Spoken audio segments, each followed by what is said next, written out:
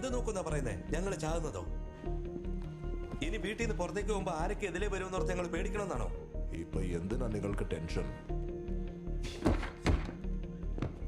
2 ദിവസം മുമ്പ് ഷൂട്ട് ഔട്ടിൽ മരിച്ചുപോയ ഒരുത്തന്റെ ബോഡി മോർച്ചറിയിൽ നിന്ന് കാണാതെ പോയിരിക്കുകയാണ്. ഡിപ്പാർട്ട്മെന്റിൽ നിന്ന് നിങ്ങൾക്ക് ഫോൺ ചെയ്തെല്ലാം പറഞ്ഞ് ഞങ്ങളെ അലർട്ട് ചെയ്യാൻ പറഞ്ഞു. എന്താ സാർ ഇതുവരെ പറയാഞ്ഞത്? ഇതെല്ലാം ആരാ? ആ റേഞ്ചർ ആണോ പറഞ്ഞ? ഇത് കേട്ടോ, 24 hours നിന്നെ പറ്റി ആലോചിച്ച് പൂജ ചെയ്യണോ ഞാൻ? ന്യായം നോക്കിയാ നിക്ക് സത്യം, നിക്ക്. ന്യായം നോക്കിയാ നിങ്ങൾ ചെയ്യേണ്ട ജോലിയാണ് ഞാൻ ചെയ്തത്. എന്റെ മോളെ കൊല്ലാൻ പോയവനെ വേറെ വഴിയില്ലാതെ വെടിവെച്ചു, അവൻ ചത്തു, അത്രേ ഉള്ളൂ.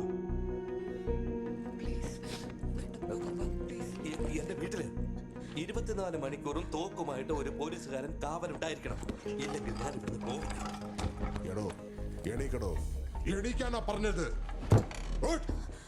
अबे उठ यहाँ से, बहुत बड़ा नेता है क्या तू? बाहर चल, चल.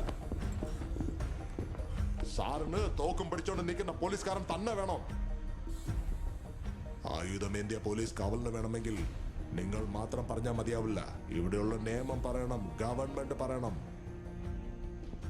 നീ ഇവിടുത്തെ നിയമവുമല്ല ഗവൺമെന്റുമല്ല, നീ സാധാരണ ബൺ ബട്ടർ വിൽക്കുന്ന പാർത്ഥിപൻ. ആയേ, आप ही का इंतजार था.